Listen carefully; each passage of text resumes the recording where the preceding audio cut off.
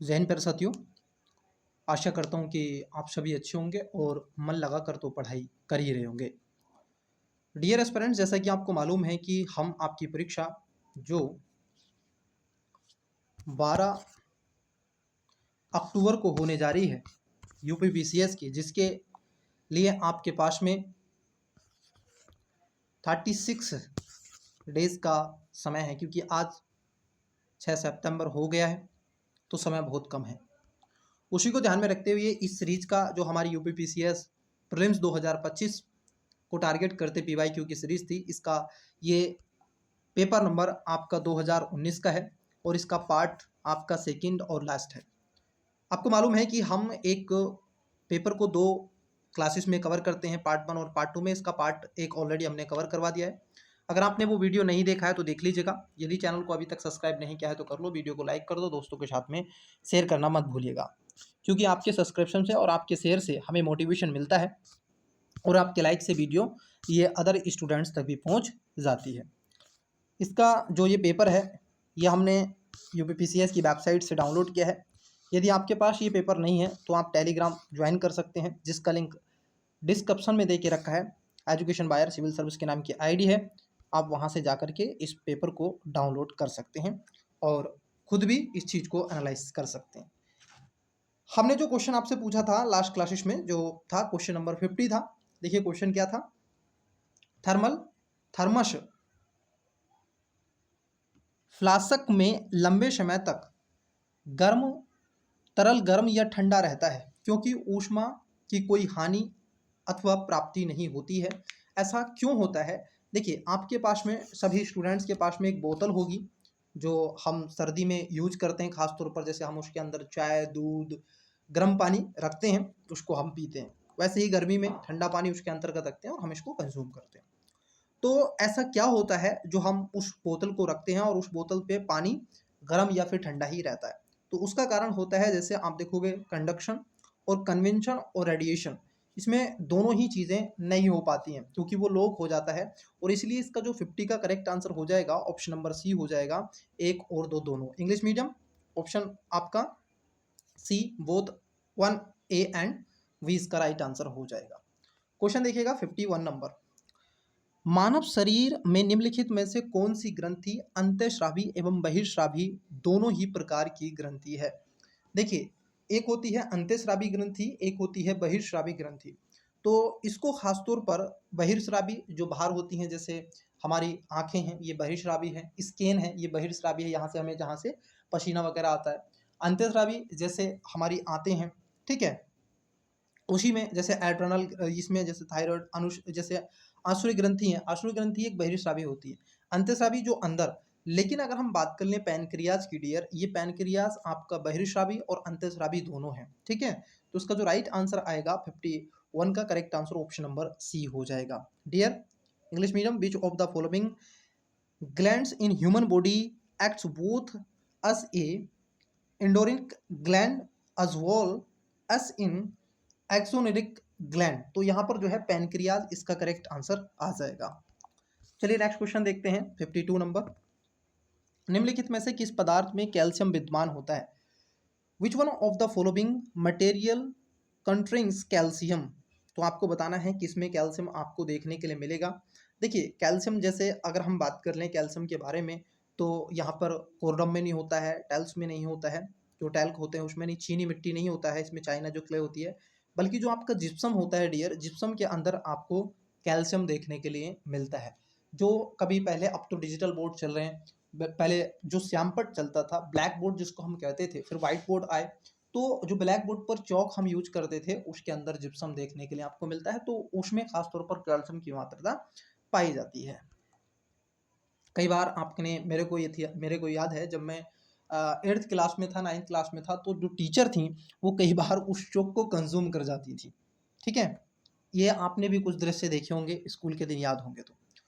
निम्नलिखित में से कौन सा सही सुमेलित नहीं है? Which one of the following is not correctly match? अब देखो यहाँ पर सब्सटेंस दे के रखे हैं, पदार्थ है, और उसका उपयोग मतलब कि यूज क्या है उसके बारे में आपसे पूछा है और सही नहीं है। जैसे अगर हम बात कर लें, कृत्रिम जो वर्षा होती है सिल्वर आयोडाइड से होती है, ये सभी आप जानते हैं, इसमें कोई दुराग्रह है ही नहीं, है ना।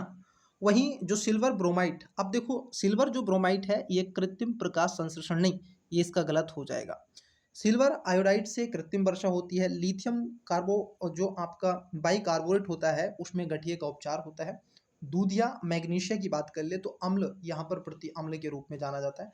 तो इसका जो गलत है ऑप्शन नंबर ए इसका राइट आंसर हो जाएगा 53 का। क्वेश्चन नंबर देखते हैं 54। आई होप कि आपको चीज़ें विजिबल और ऑडिबल हो रही होंगी।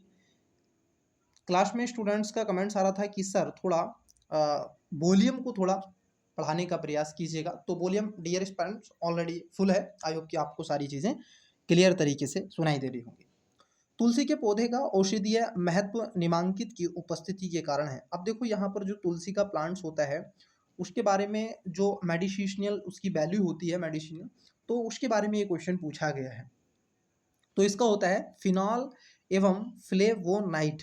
फिनॉल और फिनेवल जो आपका फ्लेवोनाइड होता है इसके कारण एक औषधीय महत्व के रूप में तुलसी को देखा जाता है। और तो बहुत सारी चीज़ें हैं, धार्मिक दृष्टिकोण से तो है ही है, जो सनातन धर्म की अगर हम बात कर ले तो उसमें है ही, लेकिन जो खासतौर पर औषधीय रूप से देखें, अगर मेडिकल के हम पॉइंट ऑफ व्यू से देखें, उसकी वैल्यूएबल देखें, तो उसमें खासतौर पर फिनाइल एंड खासतौर पर होता है यहाँ पर फ्लेवोनाइड। ठीक है, राइट आंसर ऑप्शन नंबर हो जाएगा इंग्लिश मीडियम सी, इसका करेक्ट आंसर हो जाएगा। 55 नंबर का क्वेश्चन, इकोसिस्टम के संबंध में निम्न में से क्या सत्य है। देखो यहाँ पर क्या है, इकोसिस्टम आपसे पूछा गया है, what is true about ecosystem and question mark. अब देखो इकोसिस्टम क्या है, एक ऐसा सिस्टम जहाँ पर चीज़ें चल रही हैं। ये कह रहे हैं प्राथमिक उपभोक्ता उत्पादक पर न्यूनतम रूप से आश्रित होता है। नहीं, ऐसा नहीं है, वो तो न्यूनतम नहीं अधिकतम रूप से होता है। देखो प्राथमिक उपभोक्ता, जरा इस बात को समझो, यहाँ पर ये पेड़ पौधे मान लेते हैं, ये पेड़ पौधे हैं, यहीं पर घास जमी हुई है। अब जो प्राइमरी कंज्यूमर होगा, जरा समझना, प्राइमरी जो कंज्यूमर होता है डियर, वो क्या खाता है, वो प्राइमरी कंज्यूमर शाकाहारी होता है, नॉर्मली सी बात है। तो वो क्या करता है, वो घास फूस पेड़ पत्तियों की यही तो खाता है ना, तो ये अधिक आश्रित होता है। तो ये बात गलत है आपकी। प्राथमिक उपभोक्ता उत्पादकों से संख्या में अधिक होते हैं, नहीं, अगर संख्या में अधिक होंगे तो जो आपके प्रोड्यूसर हैं, जो प्रोड्यूसर हैं, नंबर ऑफ प्रोड्यूसर फिर तो कम होते चले जाएंगे। अगर भाई कंज्यूमर ज़्यादा हो गए, प्रोड्यूसर कम हो गए, तो फिर एक समय ऐसा आएगा हाहाकार मच जाएगा। नहीं, ये जो प्रोड्यूसर होते हैं ये अधिक होते हैं डियर। ठीक है, एक फील्ड अगर मैं कहूँ, मान लीजिए 200 एकड़ का एक अगर मैं एरिया ले लूँ, उसमें घास की अगर हम बात कर ले तो कितने मिलियन में वहाँ पर आपको घास के जो छोटे बड़े वृक्ष देखने के लिए मिलेंगे, घास के खासतौर पर जो तने होते हैं। ठीक है, तो ये गलत है, बल्कि ज़्यादा होता है।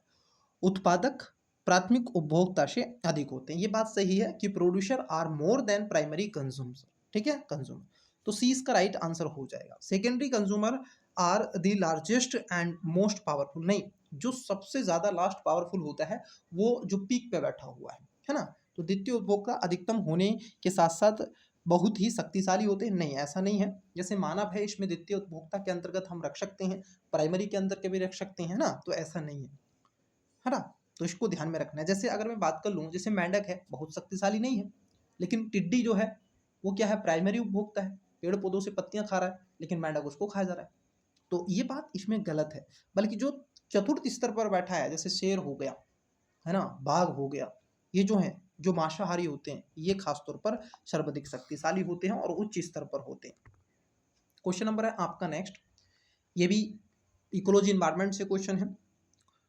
With reference to eutrophication which of the following statement is are correct. दो स्टेटमेंट आपको देके रखे हुए हैं। पहला, यह जल निकाय के पोषक तत्व संवर्धन की घटना है। जो सुपोषण होता है, देखो सुपोषण का मतलब डियर क्या होता है, कोई मान लीजिए ये यहाँ पर एक हमने तालाब लिया है, पोंड, ठीक है, क्या लिया है, कोई मान लेते हैं कोई लेक है या झील है या पोंड है, जो भी आप समझे, इसके अंतर्गत ये पानी भरा हुआ है। ठीक है, ये इसमें पानी भरा हुआ है, सुपोषण है। अब देखो है क्या, इसमें जीव जंतु भी हैं, मछली भी हैं और भी जलीय जीव जंतु हैं।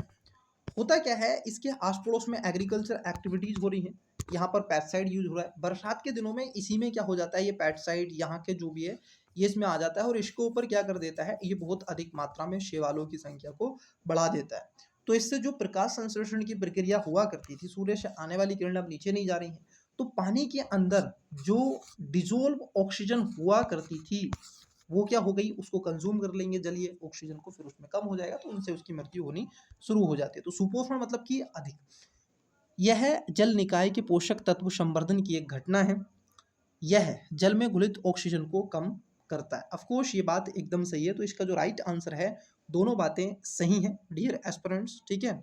इसमें स्टेटमेंट नंबर आपका first and second both 1 and 2, right answer option number C. Next question है आपका 57 नंबर 57।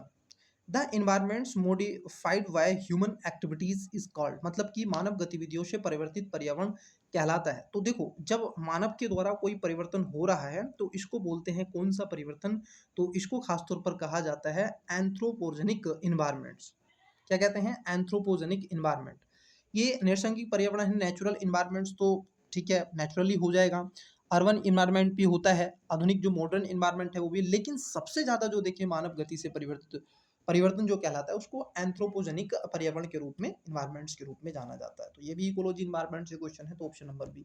देखा आपने 19 में कितना इजी क्वेश्चन थे, है ना। देखो next, which of the following statement is not true, मतलब कि आपको बताना है इसमें से कौन सा सत्य नहीं है। पहला, भूमध्य रेखा से ध्रुवों की ओर जाति विविधता में वृद्धि होती है। जरा समझना, ये आपकी अर्थ है प्यारे, और यहाँ पर इक्वेटर हमने खींच के रखा है, ठीक है। आपको पता है 0 डिग्री से ट्रॉपिक ऑफ कैंसर और ट्रॉपिक ऑफ मैक्रोन, ये जो आपके हैं Tropic of Cancer, Tropic of Capricorn, यहाँ पर आपकी सर्वाधिक मात्रा में बरसात होती है, जैव विविधता है ना, कई सारी चीज़ें, लगभग आप देखोगे बायोडाइवर्सिटी, इन्वायरमेंट जो समृद्धि है, इतनी सबसे ज़्यादा यहाँ पर आपको मिलती है। अब जैसे ही आप यहाँ से इक्वेटर से नॉर्थ की तरफ जाएंगे, नॉर्थ गोलार्ध की तरफ, या फिर आप साउथ गोलार्ध की तरफ जाएंगे, है ना, तो उसमें क्या होगा, आपकी जो बायोडाइवर्सिटी है वो ऑटोमेटिकली कंपेयरली इक्वेटर के वो कमी होना स्टार्ट हो जाती है। रीजन एंड दैट, वहाँ पर रेनफॉल इतना नहीं है, सनलाइट इतना नहीं है, ठीक है, बहुत सारी एक्टिविटीज ऐसी नहीं है, तो इसके चलते यहाँ पर क्या है, आपका मिट्टी ऐसी नहीं है वहाँ की सोयल कि वहाँ पर ये चीज़ें पनप सकें। तो ये बात आपकी क्या है, गलत है, कि भूमध्य रेखा से ध्रुवों की ओर जाति विविधता में वृद्धि नहीं होती है डियर, कमी होती है। Specific diversity increase from equator toward pole, नहीं, ये गलत ही बात है, यही आपका क्या है, इसमें सत्य नहीं है। बाकी का उष्णकटिबंधीय शीतोष्ण क्षेत्रों की अपेक्षा अधिक जातियों के आश्रय देते हैं, सही बात है, उष्णकटिबंधीय शीतोष्ण की अपेक्षा अधिक देते हैं। विशालतम जैव विविधता अमेजन वर्षा वनों में पाई जाती है, ये भी बात सही है। जाति विविधता शीतोष्ण क्षेत्रों से ध्रुवों की ओर घट जाती है, बिल्कुल ये भी ट्रू है। अब नॉट ट्रू पूछा था तो ऑप्शन नंबर यहाँ पर ए इसका करेक्ट आंसर हो जाएगा, यही गलत है, बाकी सब ठीक है। 59 नंबर का क्वेश्चन, निम्नलिखित में से कौन सा वायु प्रदूषण के जैविक सूचक का प्रसिद्ध उदाहरण है। देखिए डियर, ये क्वेश्चन 2019 में आया, ये क्वेश्चन 2020 में आया, ये क्वेश्चन 2022 में आया, तो ये क्वेश्चन आपका लगातार रिपीट होता रहा है। तो मैं चाहता हूँ जितने भी मेरे प्यारे भाई और बहन जो भी मुझको मानते हैं, ठीक है, तो उसका राइट आंसर डियर आपको कमेंट्स करना है। Which one of the following is the well now example of bio indicators of air pollution, तो इनमें से कौन सा ऐसा एग्जाम्पल है जो बायो इंडिकेटर्स के रूप में जाना जाता है, ठीक है। तो इसका राइट आंसर आपको 59 का कमेंट्स करना है। लाइकेंस, मैथिल जो मर्क्यूरी, गुलाब का पौधा, या सूरजमुखी का पुष्प। इजी सा है, आप इसका, मैं उम्मीद करता हूं कि आप इसका करेक्ट आंसर अवश्य रूप से देंगे। क्वेश्चन है आपका 60, निम्नलिखित में से कौन सा सही सुमेलित नहीं है। देखो, अब ये कह रहे हैं कि गलत, विच of the following is not correctly match, ठीक है। जैसे यहाँ पर है अलवणीकरणीय समुद्री जल, प्रतिलोमन प्रतिलोम पराशण पेयजल, विकृतीकरण प्रोटीन, और पास्तुरीकरण चाय। तो बताइएगा इसका राइट आंसर। देखो, इसमें गलत आपको बताना था अम्लीकरण, ठीक है, ये समुद्री जल होता है, बिल्कुल सही बात है, क्योंकि इसमें बहुत ज़्यादा देखने के लिए प्रति जो आपके लोम पराशरण होता है ये पेयजल, विकृतीकरण प्रोटीन, और पास्तुरीकरण चाय। तो यहाँ पर जो डी है ये इसका राइट आंसर हो जाएगा, यही आपका गलत है डियर, बाकी केस में सब ए बी सी आपके सही हैं। नेक्स्ट क्वेश्चन देखो 61 नंबर 61, निम्नलिखित में से कौन सा एक शाकनाशक का उदाहरण है। किसके बारे में पूछा है आपसे, हर्बिसाइड्स के बारे में पूछा है। विच of the following is an example of herbicides, herbicides के बारे में। ठीक है, तो बताइएगा इसमें से कौन सा हर्बिसाइड्स का एक उदाहरण आपको देखने के लिए मिलता है। तो इसमें से है सोडियम क्लोरेट। क्या है? सोडियम जो क्लोरेट होता है डियर, ये आपका हर्बिसाइड्स के रूप में देखने के लिए मिलता है। और बाकी के ये हर्बिसाइड, ये शाकनाशी नहीं है। शाकनाशी का मतलब होता है कि हर्बिसाइड जो हम छिड़क दें, है ना, ऐसी दवा जिसको हम छिड़क दें और विभिन्न प्रकार के जो कीड़े मकोड़े होते हैं, कीट पतंगे होते हैं, किसी भी फसल पे अगर हम छिड़क देते हैं तो उनको वो मार देता है। ठीक है, चलिए, किल कर देता है उनको। पूछा गया है 62 में, गैस जो धान के खेत से उत्सर्जित होती है तथा भूमि के तापमान में वृद्धि करती है वह है।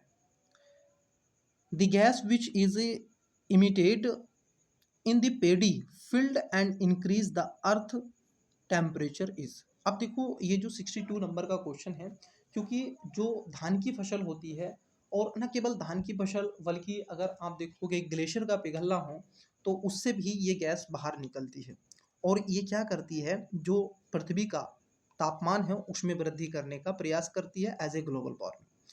तो ये है आपकी मीथेन डियर। इसका right answer option number D हो जाएगा। CH4 इसको हम कहते हैं, मीथेन इसका आप देखोगे करेक्ट आंसर हो जाएगा। 63 है, अंतर्राष्ट्रीय सौर संगठन जो आपका संगठन था, इसको ISA बोलते हैं, इंटरनेशनल सोलर अलायंस का सचिवालय वर्तमान में निम्नलिखित में से किस स्थान पर स्थित है। देखिए अभी ये हाल ही में चर्चाओं में भी रहा था। एक कंट्री है जो अभी इसका एक सदस्य बना, और अब तक इसमें 100+ कंट्री बन चुके हैं। ध्यान रखना, इंटरनेशनल जो सोलर अलायंस है डियर, ये आपका, इसकी जो मुख्यालय है वो हरियाणा का गुरुग्राम है। ठीक है, नोएडा और दिल्ली से सटा हुआ NCR में आता है। तो ये इसमें बनाया गया है। और ख़ासतौर पर ध्यान रखना, ये जो था, जो पेरिस क्लाइमेट डील थी 2015 की, तब ये भारत और फ्रांस के सहयोग से आया था। और इसका उद्देश्य ये था कि अफ्रीका महाद्वीप के क्षेत्र में हमें सोलर पावर एनर्जी को बहुत अधिक मात्रा में बढ़ावा देना है और विश्व को एक साथ आना है। ठीक है, तो ये ध्यान में रखना है। आज ये भारत और फ्रांस की पहल थी, और ये आज विश्व भर में बहुत ही ज़्यादा खास तौर पर पॉपुलर होती चली जा रही है और दुनिया का ध्यान भी आकर्षित कर रही है। 64 नंबर देखिएगा, 100% सौर ऊर्जा पर चलने वाला भारतवर्ष का पहला केंद्र शासित प्रदेश है। बहुत ही अच्छा क्वेश्चन है, ऐसे क्वेश्चन आपसे पूछे जा रहे हैं। मैंने आपको लास्ट क्लासेस में बताया था कि अभी उत्तर प्रदेश में उत्तर भारत का, दुनिया का, मैं कहूँ विश्व का पहला ऐसा हवाई अड्डा बन रहा है, एयरपोर्ट बन रहा है जो जीरो इमिशन पर आधारित होगा, और वो बन रहा है ग्रेटर नोएडा। ठीक है, कहाँ पर बन रहा है? ग्रेटर नोएडा पर। तो विश्व का पहला, तो ऐसा क्वेश्चन आपसे पूछा जाएगा। तो ये कौन सा था? इसका जो राइट आंसर हो जाएगा, ये था आपका दीप। पढ़ा है दमन और दीप, याद है आपको? नहीं याद है तो मैं करा दूंगा, क्यों लोड लेना। यहाँ पर मिलता है आपको दीप, और यहीं पर ये खासतौर पर 100% सौर ऊर्जा से चलने वाला भारतवर्ष का पहला केंद्र शासित प्रदेश है। यहाँ लाइट वैसी नहीं आती है, यहाँ पर सौर ऊर्जा से, ठीक है, सोलर पैनल से ही यूज करके यहाँ पर चीजें हो रही हैं। अब देखिए 65 नंबर है, यहाँ पर कथन और कारण है, एसोरेशन और रीजन है। जैसे मानव विकास सूचकांक, ह्यूमन डेवलपमेंट इंडेक्स मतलब कि HDI, एवं सतत विकास लक्ष्यों SDG पर आधारित भारतीय राज्यों की वरीयता में धनात्मक संबंध है। कारण है कि SDG लक्ष्यों के आधारभूत आयाम शिक्षा स्वास्थ्य से घनिष्ठता के साथ अंतर संबंध होते हैं, और इसलिए ऐसा देखने के लिए मिलता है। ये बात सही है। मैंने हमेशा से आपको बताया है प्यारे कि 2000 अगर हम 24 का UPPCS का पेपर अगर हम देखते हैं, मैंने ऑलरेडी आपसे डिस्कस कर दिया है, तो उसमें डायरेक्ट इनडायरेक्ट 4 से 5 क्वेश्चन सस्टेनेबल डेवलपमेंट्स गोल जो आपके 17 हैं उसमें से पूछा गया। तो क्यों ना आपके इम्पोर्टेंट हो जाते हैं। अगर मान लीजिए 4 या 5 क्वेश्चन ना पूछे, 6 पूछ लिए घुमा के, भाई 3 पूछ लिए घुमा के, तो आपके लिए तो ईजी है ना। तो 17 गोल आपकी उंगलियों पर होने चाहिए, फिंगर पर होना चाहिए, लिप्स पर होना चाहिए आपके, ये 70 जो गोल है SDG। तो इसमें कथन भी सही है, कारण भी सही है, तो इसका राइट आंसर है और इसकी सही व्याख्या भी करता है, तो ए इसका करेक्ट आंसर हो जाएगा। जैसे शिक्षा है, जैसे मैं इसमें एक बता दूं आपको, यहाँ पर स्वास्थ्य की बात की गई है और शिक्षा की बात की गई है। मैं दो बता देता हूँ। ये जो आपका सस्टेनेबल डेवलपमेंट्स गोल है ना, ये खास तौर पर अगर हम देखें, जो स्वास्थ्य है, ये गोल नंबर आपका 3 की बात करता है। पहले में क्या है? गरीबी है, दूसरे में भुखमरी है, तीसरे में स्वास्थ्य है और चौथे में एजुकेशन है। ठीक है, देखो पहले में यहाँ पर है ना, ये हेल्थ जो है, अगर हमें हेल्थ की बात कर लें तो ये 3 में आपको मिलेगा, एजुकेशन की बात कर लें तो एजुकेशन 4 में आपको मिलता है, जो SDG। ओके, चलो नेक्स्ट क्वेश्चन को देखो। Multi dimensional poverty index includes, अब देखो जो बहुआयामी निर्धनता सूचकांक है उसमें क्या क्या सम्मिलित होता है, तो उसके अंदर हेल्थ को रखा जाता है, एजुकेशन को रखा जाता है, जो लिविंग स्टैंडर्ड है, जीवन जो प्रत्याशा है, जीवन स्तर जो आपका है, उसको भी इसके अंतर्गत शामिल किया जाता है। तो यहाँ पर 1, 2 एंड 3, यहाँ पर तीनों सही हैं, पहला भी सही है, दूसरा भी सही है, तीसरा भी सही है। ठीक है, और ये कौन निकालता है, ये निकालता है UNDP, United Nation Development Programme के सहयोग से ये निकाला जाता है। नेक्स्ट क्वेश्चन को देखो। निम्नलिखित घटनाओं को उनके प्रारंभ के कालानुक्रम में व्यवस्थित करें और नीचे दिए कूट पर सही उत्तर से, ठीक है, चयन करें। चलो एक एक करके देखो, ये क्वेश्चन रिपीट हुआ है, वहां से 2020 से इस क्वेश्चन को घुमा के यहाँ पूछ लिया। जैसे प्रोजेक्ट टाइगर है 1973, किसको नहीं पता है। प्रोजेक्ट हेलीफेंट है 1992।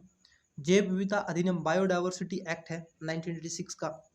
वाइल्ड लाइफ प्रोटेक्शन एक्ट है 1972 का, तो किसको नहीं पता है। तो इसका जो राइट आंसर होगा ऑप्शन नंबर बी होगा, पहला, तीसरा, चौथा और दूसरा, क्योंकि ये तो बाद में आया, 2006 में है, सॉरी ये 2006 में है, 2006 में है ये जो आपका बायोलॉजिकल डाइवर्सिटी जो एक्ट है, जैव विविधता अधिनियम। ठीक है, चलो नेक्स्ट क्वेश्चन देखो। 68 नंबर, नागरिक पंजीकरण प्रणाली मतलब कि CSR के अंतर्गत कितने दिनों के भीतर जन्म तथा मृत्यु की घटना को भारत में रजिस्ट्रेशन कराना कानूनी रूप से अनिवार्य है। Under the civil registration system CRS, it is legally mandatory to register both birth and death events within how many days in India. तो कितने दिन में भारत में बर्थ की डेट और जब किसी की मृत्यु हो जाती है उसको रजिस्टर करवाना अनिवार्य है CSR के तहत। तो ये खास तौर पर अगर हम देखें तो ये है आपका कितने दिन के लिए है सर, ये है आपका 68 का राइट आंसर 21 दिन। 21 दिन में आपको ये करवाना होता है, ताकि उससे पता चलता है, बर्थ रेट पता चलता है, जो आपकी डेथ रेट है वो पता चलता है, सारी कंडीशन इससे देखने के लिए मिलती है देश की।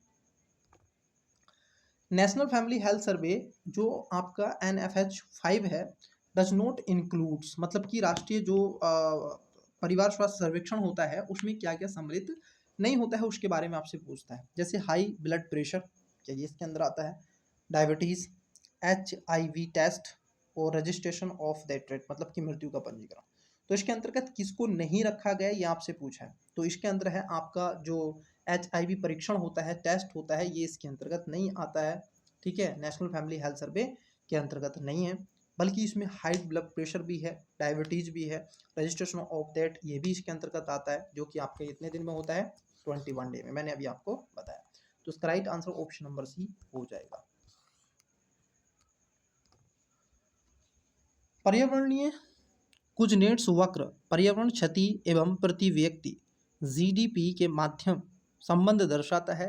इस पर्यावरणीय कुजनेट्स वक्र का आकार किस प्रकार का होता है। अब देखो कुजनेट्स वक्र की बात कर लें तो मैं आपको बता देता हूँ, इन्होंने दो दिए हैं, एक तो आर्थिक विकास के साथ असमानता मतलब कि विषमता को और बढ़ावा देता है, दोनों बता देता हूँ।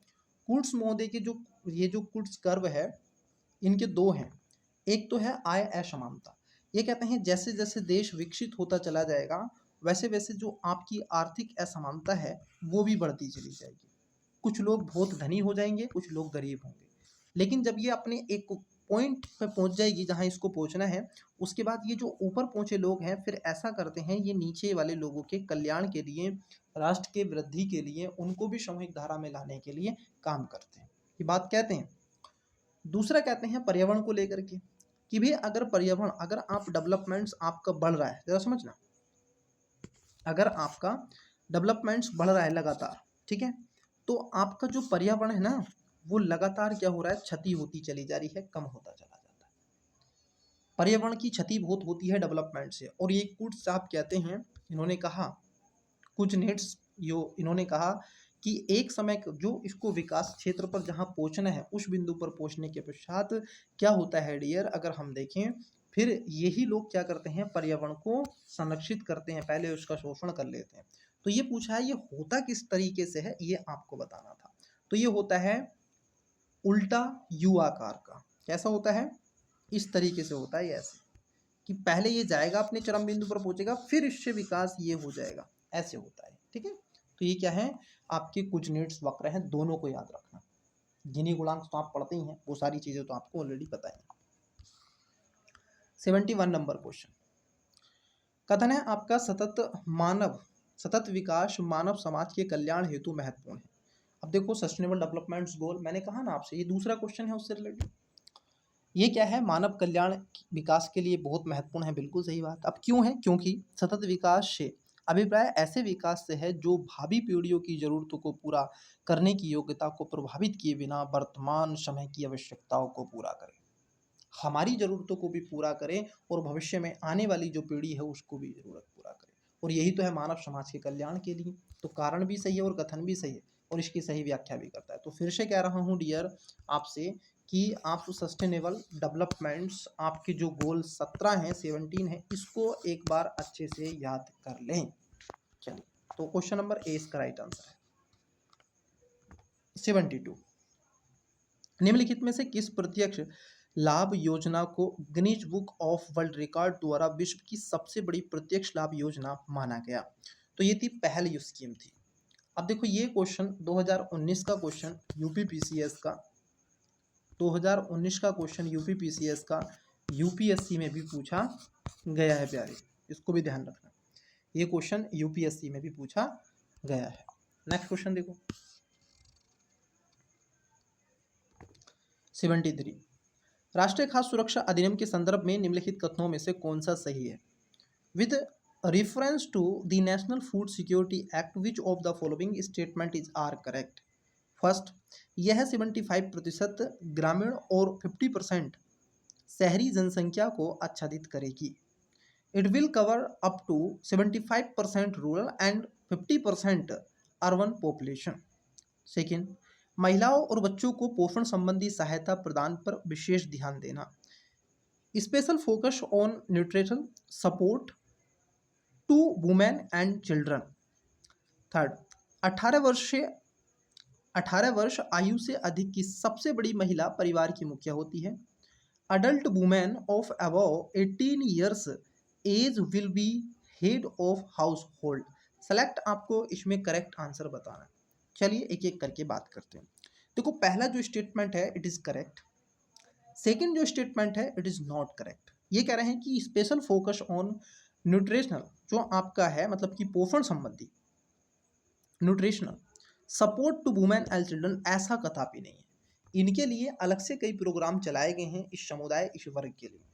तो यहाँ पे जो 73 है, अगर हम देखें बच्चों के पोषण संबंधी सहायता इसमें होता है लेकिन ऐसा कदापि नहीं है, लेकिन इसमें ऑप्शंस नहीं है, ये बात भी सही है। तो हम अब इसमें ऑप्शंस नहीं दे के रखा है तो हम इसको भी करेक्ट मानेंगे, इसको भी, तो तीनों करेक्ट हैं, तो सी इसका राइट आंसर होगा। लेकिन डियर ध्यान रखना, अगर आप इसको विशेषतः पढ़ोगे तो महिलाओं और बच्चों के पोषण संबंधी सहायता पर विशेष ध्यान देना है, ये कदापि नहीं है।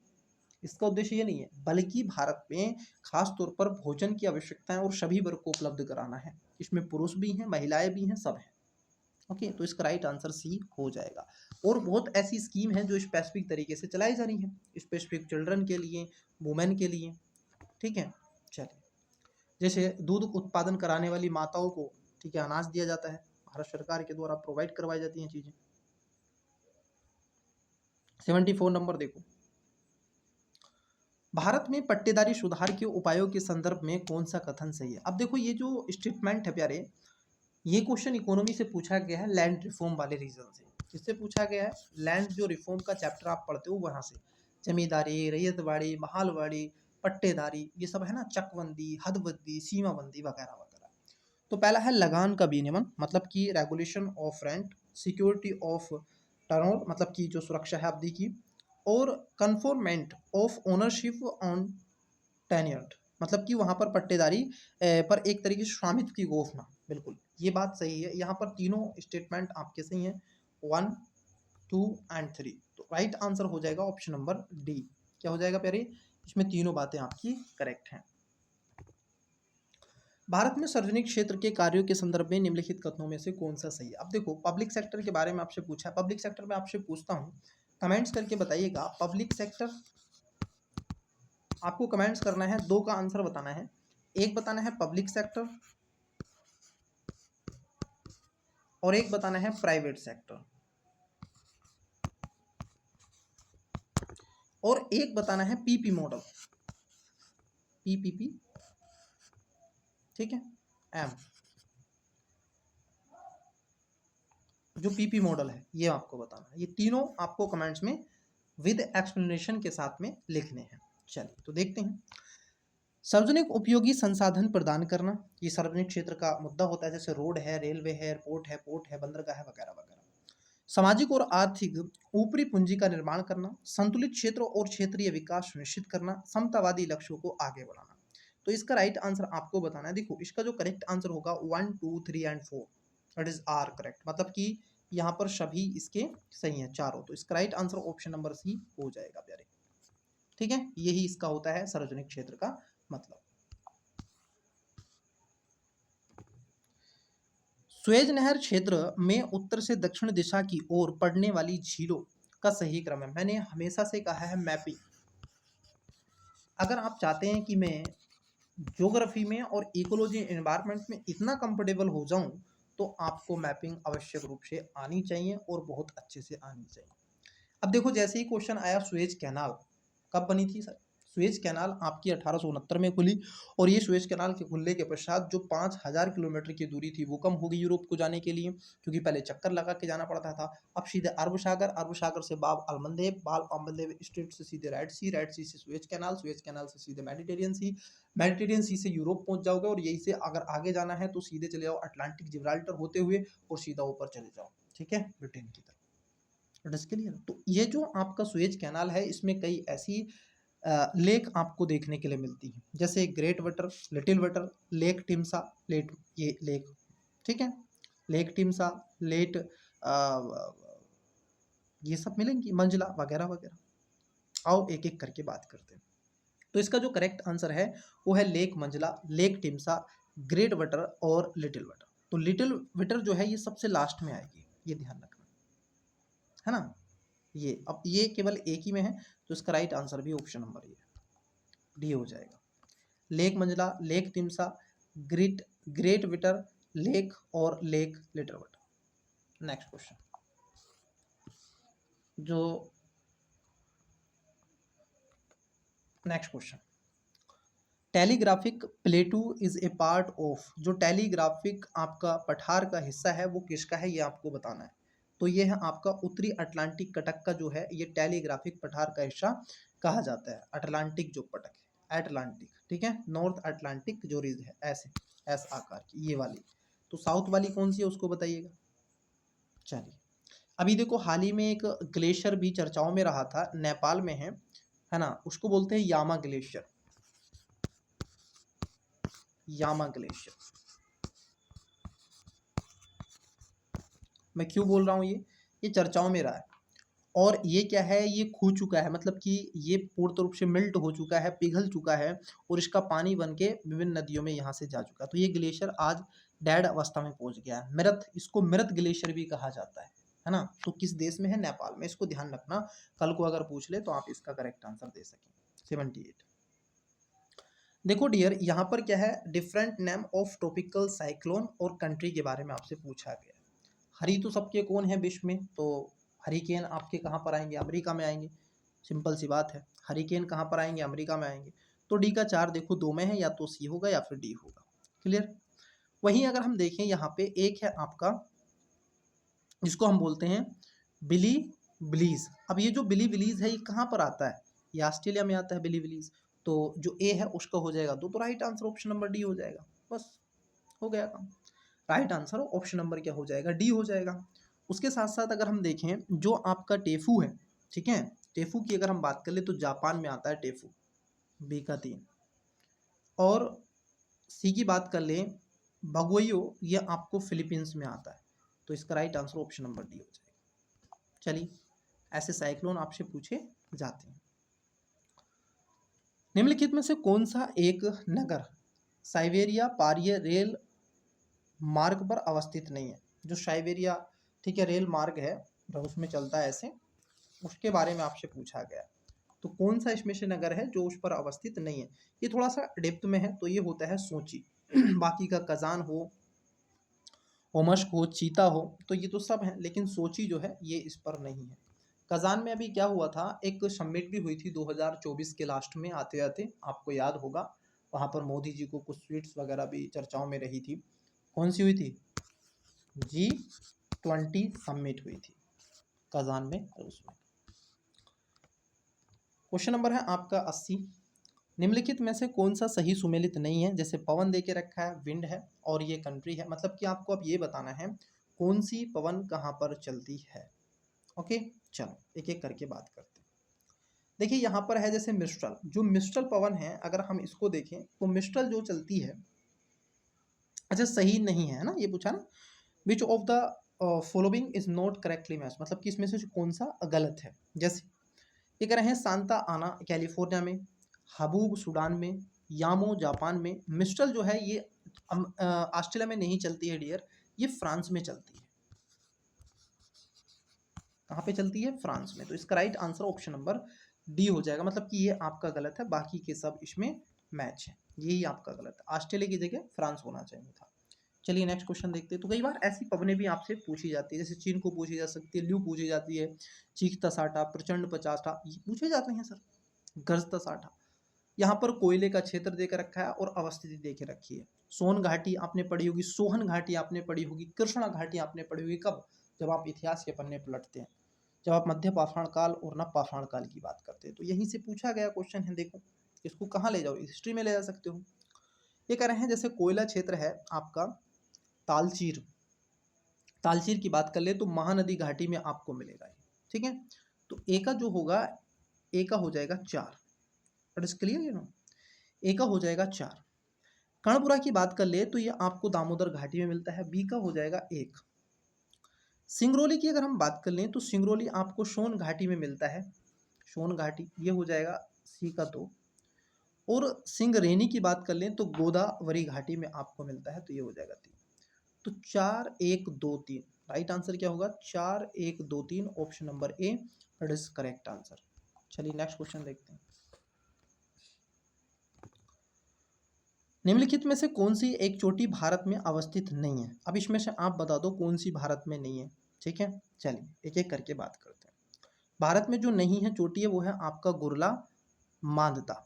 गुरला मांदता भारत में चोटी ये नहीं है, जबकि नामचा बरुआ, कामेट, नंगा पर्वत ये भारत में ही है, ठीक है। गुरला मांगता नहीं है, मांदता। नेक्स्ट क्वेश्चन देखो, 83। भारत के उत्तर पश्चिम मैदान में पश्चिमी विक्षोभ से जुड़े जाड़े के मतलब कि जाड़े में होने वाली वर्षा की मात्रा क्रमशः कम होती है। अब देखो ये क्वेश्चन 2020 के पेपर में मैंने देखा, तो ये पूछा था क्यों होती है, तो वो होती है पश्चिमी विक्षोभ, जेट स्ट्रीम या फिर वेस्टर्न जो विंड आती है उससे होती है। लेकिन होने वाली वर्षा की मात्रा क्रमशः कम होती जाती है, ऐसा क्यों होता है? जब वो पश्चिम से जब वो पश्चिम से पूरब की तरफ चलती है, वेस्ट टू ईस्ट की तरफ चलती है, ऐसे ये जेट स्ट्रीम,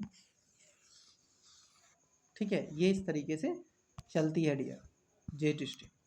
तो अब ये क्या है, जैसे शरद ऋतु में नीचे आ जाती है, जब ग्रीष्म ऋतु में ये ऊपर की तरफ हो जाती है। एक होती है आपकी शीतोष्णकटिबंधीय जेट स्ट्रीम, एक होती है आपकी उष्णकटिबंधीय जेट स्ट्रीम, ठीक है। तो ये ध्यान में आपको रखना है। इसका correct answer option number B हो जाएगा डियर। नेक्स्ट क्वेश्चन देखो, 84 84 नंबर। निम्नलिखित में से किस नदी के ऊपरी मार्ग में मीठा जल परंतु निचले भाग में खारे जल का प्रवाह है? ये सब कहाँ पे मिलेगा? भारत में ऐसी चीजें मिल जाएंगी। ऊपर क्या है? मीठा जल है, क्योंकि ग्लेशियर मेल्ट हो रहे हैं, ग्लेशियर पिघल रहे हैं तो मीठा है। लेकिन जैसे जैसे वो आगे चलती चली जा रही है तो वहाँ पर रेत के डिब्बे मिलते हैं, नमक कण उसमें होते हैं, क्योंकि यहाँ पर जो भी रेत होती है उसमें आयोडीन की कैपेसिटी मात्रा ज़्यादा होती है, तो उसका कारण है लूनी। लूनी नदी कहाँ पर है, आप सभी वाकिफ हैं। ठीक है, इसका right answer option number B हो जाएगा। 85, मोरीबंद डेल्टा निम्नलिखित में से किस डेल्टा का एक उपभाग है? मोरीबंद डेल्टा, ये कई बार पूछा जाता रहा है मोरीबंद डेल्टा के बारे में। तो ये बंगाल का जो डेल्टा है इसका एक उपभाग कहा जाता है। जैसे ये बंगाल का डेल्टा मान लेते हैं, यहीं पर एक छोटा सा यहाँ पर क्षेत्र है, उपभाग है इसका, जैसे ये मैंने कर दिया, इसी को मोरीबंद डेल्टा कहते हैं। क्या कहते हैं? इसी को कहते हैं मोरीबंद डेल्टा। तो इसका राइट आंसर ऑप्शन नंबर क्या है? मोरीबंद डेल्टा जो है बंगाल डेल्टा इसका आ जाएगा। और ये डेल्टा का निर्माण कौन करती है? गंगा। गंगा जब नदी की उत्पत्ति होती है, जब उसका नाम नहीं होता है गंगा, जब उसका विसर्जन होता है अरब सागर में, तब नाम नहीं होता है गंगा, परंतु नाम है उसका गंगा। बड़ा ही अमेजिंग सा है, परंतु नाम है उसका गंगा। ना उत्पत्ति पे नाम है गंगा, ना उसके समापन पे नाम है गंगा, लेकिन नाम है गंगा। क्वेश्चन नंबर देखिए 86, कथन है आपका उत्तर प्रदेश में गन्ना तथा चीनी का उत्पादन महाराष्ट्र से अधिक है परंतु उत्पादकता कम है। देखो उत्पादन ज्यादा होता है, हेक्टर वाइज एरिया ज्यादा है, लेकिन 1 हेक्टर में प्रोडक्शन जो है वो बहुत ज्यादा आपका कम होता है अपेक्षाकृत किसके? महाराष्ट्र के। तो बात एकदम सही है। अब इसका कारण क्या है, क्यों ऐसा होता है? कारण बता रहे हैं कि महाराष्ट्र में अधिकांश चीनी मिलें सहकारी क्षेत्र में स्थापित है। बात तो सही है, सहकारी क्षेत्र में जो कोऑपरेटिव्स रहे हैं सेक्टर्स उसकी ही हैं, ये बात भी सही है, लेकिन इसकी सही व्याख्या नहीं करता है। क्यों होता है? उसका रीजन होता है सबसे बड़ा जलोढ़ का क्षेत्र, यहाँ पर तराइन का क्षेत्र, यहाँ पर पानी की जो सिंचाई की उपलब्धता है उसका क्षेत्र यहाँ पर, लेकिन प्रति हेक्टर कम होता है। क्यों? रीजन एंड दैट कि वहाँ पर ब्लैक सॉइल कम है। वहाँ पर कैसी फसल है? ये नकदी फसलों के लिए, गेहूं के लिए, धान के लिए, ठीक है, खीरा, ककड़ी, करेला, इन सब के लिए बहुत ज़्यादा उपयोगी होती है जलोढ़ मिट्टी, ना कि गन्ने जैसी फसल के लिए। और इसके लिए नो, लेकिन हेक्टर ज़्यादा है, तो बी इसका राइट आंसर होगा। क्योंकि काली अगर मिट्टी होती तो वहाँ पर थोड़ा गन्ने की प्रोडक्शन मिट्टी जो बढ़ जाती। विच of the following is not correctly match, मतलब कि कौन सा इसमें से सही नहीं है, ये आपको बता देना है। 87, जैसे दाम है, ताम्र की मुद्रा होती है। देसाई जो है राजस्व अधिकारी है। दीवान प्रांतीय राजस्व का प्रमुख है। जरीब जो होता है एक प्रकार का कर है, ये आपका गलत है। जरीब ए टाइप ऑफ टैक्स होता है। अभी देखो टैक्स से मेरे को याद आया डियर कि जो टैक्स है अभी जीएसटी को लेकर के मीटिंग हुई थी दिल्ली में, है ना, जीएसटी जो काउंसिल थी बैठी, उसने क्या किया है, एक तो 5 जो आपका है स्लेब और एक आपका 18 स्लेब, ये आपका रहेगा। बाकी का जो आपका है 12 और 28 जो स्लेब है इसको ख़त्म करने का प्रयास किया है सरकार ने। ठीक है, ये ध्यान में रखना। पहले 4 स्लेब थी, अब उसमें आपकी 2 स्लेबें रहने थी। क्योंकि पहले क्या थी, पहले थी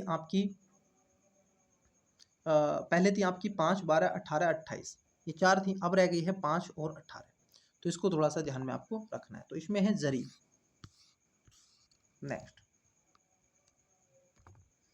बताइएगा, लिस्ट 1 है और लिस्ट 2 है। सूची 1 को सूची 2 से सुमेलित कर दो।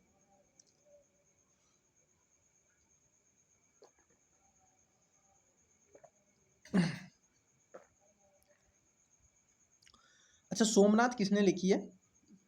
राग विबोध ने। बताइएगा सोमनाथ किसके द्वारा लिखी गई है? सोमनाथ सी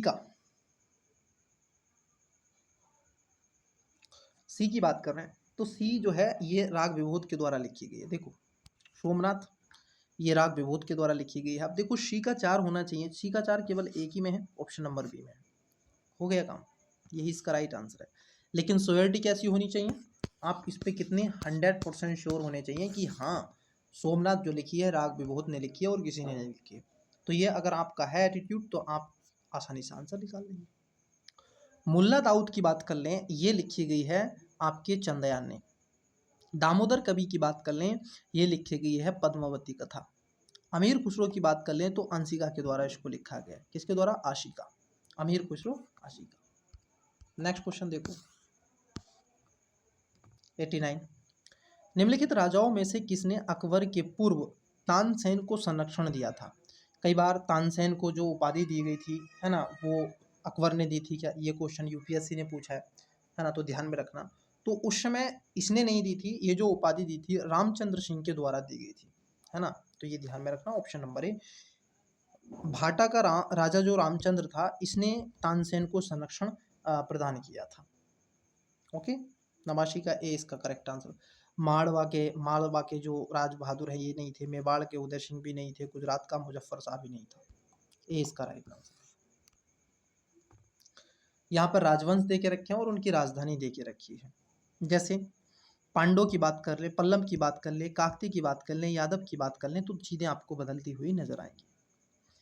यहाँ पे अगर मैं बात कर लूँ सबसे पहले पल्लव, तो पल्लव यहाँ पर कांची में आपको पल्लव देखने के मिलते हैं। ए का 2 हो जाएगा, ए का क्या हो जाएगा, 2 हो जाएगा। पांडे की बात कर लें तो मदुरै में आपको पांडे मिलते हैं, बी का 3 हो जाएगा। ए का 2 और बी का 3 केवल एक ही में है, इसका right answer option number B है। क्या है डियर, ऑप्शन नंबर बी इसका करेक्ट आंसर है। वहीं यादवों की बात कर लें तो ये देवगिरी में आपको मिलते हैं, ये 4 हो जाएगा। काकतीय राजवंश की बात कर लें तो ये बारगल में आपको मिलता है, इसका 1 हो जाएगा। तो 2 3 4 1 इसका right answer option number B. चलिए नेक्स्ट क्वेश्चन की तरफ बढ़ते हैं। 91 नंबर का क्वेश्चन है, आप जरा देखिएगा, इसको समझने का प्रयास करें। निम्नलिखित स्मारकों को कालानुक्रम में व्यवस्थित कीजिए और नीचे दिए कूट का सही उत्तर की बात कीजिए। जैसे राबिया दुरानी का मकबरा औरंगाबाद में बनवाया, इसको सेकंड ताजमहल के नाम से भी जानते हैं औरंगजेब भाई साहब। उसके बाद शेर शाह सूरी का मकबरा सासाराम में, बड़ा वीआईपी, बहुत ही अच्छा है, बहुत बढ़िया। ये बीचों बीच में बना हुआ है, इसको देखो मैं आपको बताता हूँ कैसे। एक बहुत बड़ा जलकुंड बनाया गया और इसमें यहाँ पर मान लीजिए ये मकबरा बना हुआ है और यहाँ से एक रोड जा रहा है, इसके चारों तरफ पानी है, इतना ब्यूटी है, इतना अच्छा लगता है बहुत ज़्यादा। राबिया दुरानी का मकबरा, शेर शाह सूरी का जो सासाराम में है, हुमायूं का मकबरा दिल्ली में, अटाला मस्जिद जौनपुर। तो सबसे पहले जो बनती है अटाला मस्जिद बनती है, उसके बाद में शेर शाह सूरी का मकबरा सासाराम में, उसके बाद में हुमायूं का मकबरा दिल्ली में, और उसके बाद में राबिया दुरानी का मकबरा सबसे लास्ट पे बनता है, मतलब कि औरंगाबाद में, महाराष्ट्र में। तो इसका right answer option number B हो जाएगा 91 का। देखिए मनसबदारी व्यवस्था, with reference Mansabdari system which of the statement is are correct. Mansabdari व्यवस्था राज्य के कुलीन वर्ग से संबंधित थी, जिसे अकबर ने प्रारंभ किया था। जो मनसबदारी व्यवस्था थी, इसको स्टार्टिंग करने का श्रम आप देखोगे श्रेय जो दिया जाता है वो अकबर को ही दिया जाता है। मनसबदारी का पद पैतृक हुआ, नहीं नहीं, ये जो मनसबदारी पद हुआ करता था, ये एक तरीके से आप देखोगे हेराल्ड की नहीं हुआ करता था कि हेरार की यहाँ पर रहेगी, नहीं, ऐसा नहीं। तो ये सेकंड आपका गलत था, बल्कि ये योग्यता पर डिपेंड करता था। तो ए इसका करेक्ट आंसर होगा, only one, मनसबदारी।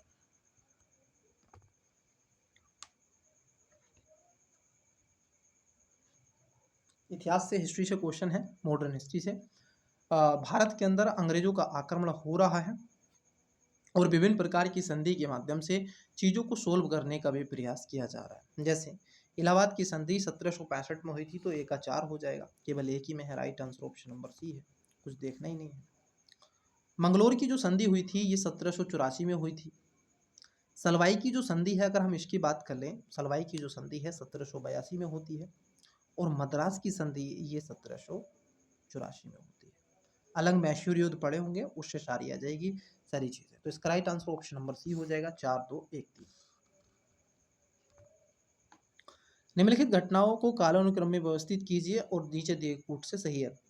Arrange the following events in A chronological order and select correct answer from the quotes given below. जैसे आप देखोगे पूना पैक्ट महात्मा गांधी और डॉक्टर अंबेडकर के बीच में 1931 में, 32 में, पूना पैक्ट। गांधी इरविन समझौता 1930। Cripps Mission 1942। सवर्ण अवज्ञा आंदोलन 1930। अब देखो इसमें सबसे पहले जो आएगा वो 1930 आएगा, मतलब कि सबसे पहले सवर्ण अवज्ञा आंदोलन होता है, फिर महात्मा गांधी और इरविन समझौता होता है। तो यहाँ पर क्या होगा, 4 हो जाएगा, फिर 2 हो जाएगा। 4 और 2 देखो यहाँ पर भी है, ए में भी और सी में भी है। फिर उसके बाद में क्या होता है, पूना पैक्ट होता है महात्मा गांधी और डॉक्टर अम्बेडकर के बीच में।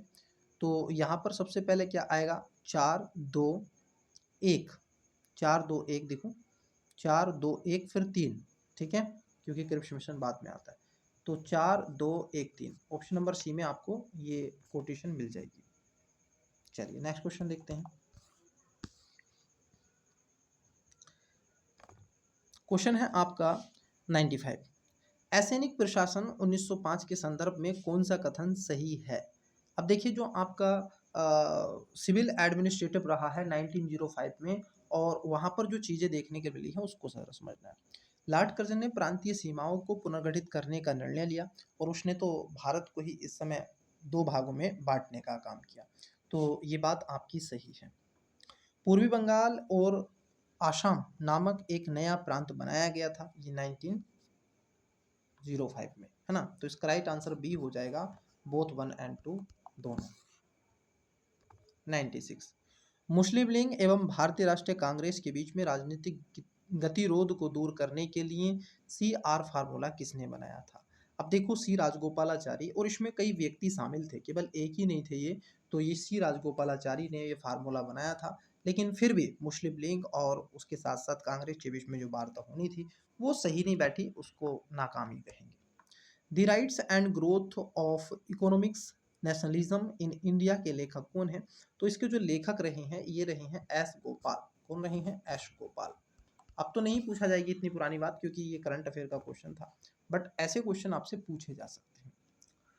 निम्नलिखित में से भारत के संविधान के किसमें पर्यावरण संरक्षण एवं संवर्धन तथा वन और वन्यजीव की रक्षा के प्रावधान पाए गए हैं। तो ये जो प्रावधान आपको देखने के लिए मिलते हैं डियर, सबसे पहले अगर मैं कहूँ तो ये आपके केवल राज्य के नीति निर्देशक तत्व इसमें भी हैं, DPS में भी मिलते हैं, ओनली तो नहीं लेकिन मिलते हैं, और फंडामेंटल जो ड्यूटीज़ हैं आपकी उसमें भी मिलते हैं। तो यहाँ पर आपका सही हो जाएगा, है ना। आर्टिकल 48 पढ़ना, वहाँ पर चीज़ें आपको मिलेंगी। तो यहाँ पर सी इसका करेक्ट आंसर है, बोथ, मतलब कि ए और बी दोनों इसमें करेक्ट आंसर हो जाएंगे। 99 नंबर का क्वेश्चन देखो, पंचायतों के संदर्भ में निम्न में से कौन सा एक कथन सही है। अब 3 स्टेटमेंट दे के रखे हैं पंचायतों की। अगर हम बात कर लें डियर, क्योंकि पंचायतों को लेकर के तत्कालीन सरकार ने, जो उस समय इंदिरा गांधी मैं कहूँगा कांग्रेस की सरकार थी, ना कि इंदिरा गांधी, नेहरू साहब थे, तो 1957 में एक कमेटी गठित की गई थी, 56-57 में, ठीक है। उसका नाम था बलमन राय मेहता कमेटी। फिर उसके बाद में अशोक मेहता कमेटी, ये समय समय पर कमेटियां बनाते गए चले गए, और ये आखिरकार आकर के वर्ष 1993 में, ठीक है, इसको एक संवैधानिक रूप मिला, 92-93। किसको? इसको। और इसको कहाँ पर रखा गया? संविधान के जो भाग नंबर अगर हम देखें, पंचायत को रखा गया है, जो शेड्यूल है आपका 11 में इसको रखा गया है। तो उसी पर पूछा आर्टिकल 40, और आप पढ़ते हैं, सॉरी 40 आप पढ़ते हैं, 40 आर्टिकल DPSP का, तो उसमें भी पंचायत की बात करते हैं, गांधीवादी। पंचायतों के संदर्भ में निम्नलिखित में से कौन सा सही है। With reference to panchayat which of the statement is are correct. पहला, 50% सीटें अनुसूचित जाति अनुसूचित जनजाति की महिलाओं के लिए आरक्षित होंगी। दूसरा, ग्राम सभा एक निकाय है जिसमें गांव के रहने वाले सभी लोग होते हैं।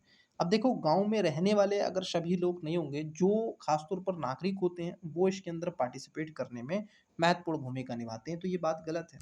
और ये कह रहे हैं कि 50% नहीं होती है, 1/3 सीटें होती हैं प्यारे, इसको थोड़ा ध्यान में रखना। तो पहला भी गलत है, पहला गलत, दूसरा गलत। मध्यवर्ती स्तर पर एक पंचायत होगा, इसकी बात खास तौर पर देखने के लिए आपको मिलती है, तो इसमें खास तौर पर क्या हो जाएगा, डी इसका राइट आंसर हो जाएगा। ओनली 3 इसमें करेक्ट आंसर है।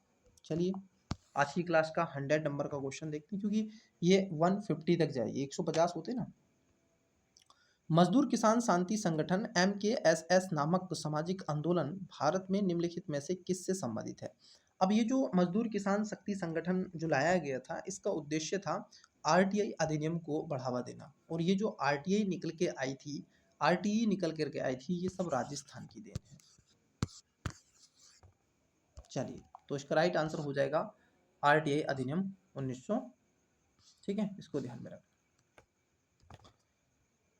101 राष्ट्रीय सामाजिक सहायता कार्यक्रम में गरीबी रेखा से नीचे के लिए निम्न कार्यक्रम सम्मिलित नहीं है। अब इसमें से कौन सा है, जैसे सम्मिलित नहीं पूछ रहा है, जबकि इसमें राष्ट्रीय परिवार लाभ कार्यक्रम, अन्नपूर्णा, देखो अन्न जो पूर्णा स्कीम भारत सरकार की चलाई गई है, ये इनके लिए नहीं है, गरीबी जो रेखा से नीचे निम्न वर्ग को लेकर के, ये बात गलत है। इसमें महिलाओं को खास तौर पर बढ़ावा देने के लिए, सशक्तिकरण बनाने के लिए किया गया है। किसने कहा भारत एक अर्धसंघात्मक राज्य है? अब देखो ये जो बात की गई थी केसी विलियर के द्वारा इस बात को रखा गया था, नहीं, एच जे लॉस्की, ये लॉस्की की बुक आप पढ़ते हो तो भारत को वो क्या कहता है, क्वासी फेडरलिज्म, ठीक है, क्वासी फेडरल स्टेट के बारे में बताता है। जबकि हम हैं क्या, हम आप देखोगे फेडरलिज्म के थोड़ा नज़दीक हैं, को फेडरल, क्या है, हम को फेडरल हैं, ये ध्यान रखना है। क्वेश्चन है आपका नेक्स्ट 103। पहला है महाराजा हरि सिंह ने विलय पत्र पर हस्ताक्षर किए, भारत का संविधान लागू हुआ, जम्मू कश्मीर की संप्रभुता संपन्न संविधान सभा ने भारत के विलय को अनुमोदित किया। तो एक सीक्वेंस में आपको बताना है। तो सबसे पहले इसमें जो आएगा वो आएगा प्यारे आपका पहला नंबर, है ना, फिर आएगा दूसरा नंबर, फिर तीसरा, फिर चौथा, मतलब कि सीक्वेंस में ही आपके लगे हुए हैं, पहला, दूसरा, तीसरा, चौथा। जम्मू और कश्मीर का राज्य का नया संविधान लागू, ये बाद में हुआ था, 57 के आसपास हुआ था, ठीक है, तो इसका सी राइट आंसर हो जाएगा। लेकिन अब अलग से नहीं है इसके लिए, ठीक है, 2019 के पश्चात ये भी भारत की छत्र छाया के नीचे पहले भी था, आज भी है।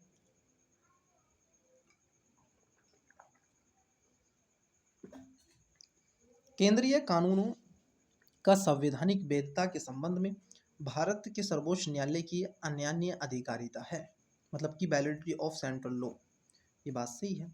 एग्जीक्यूटिव जुडिक्शन होती है रिगार्डिंग इसका, तो ये बात क्या हो जाएगी, एकदम सही हो जाएगी। कारण है कि सर्वोच्च न्यायालय भारतीय संविधान का संरक्षक है, इसलिए ऐसा होता है, तो ये भी बात इसकी सही है, तो ए इसका राइट आंसर होगा। भारत में राष्ट्रीय पंचायत राज दिवस मनाया जाता है। देखो जो राष्ट्रीय पंचायती राज दिवस मनाने की जो बात प्रथा शुरू हुई थी, ये हुई थी 24 अप्रैल को। कब हुई थी? 24 अप्रैल को। वैसे ही उत्तर प्रदेश दिवस के रूप में भी आपसे पूछा जाता है ना, उसको भी ध्यान में रखना है।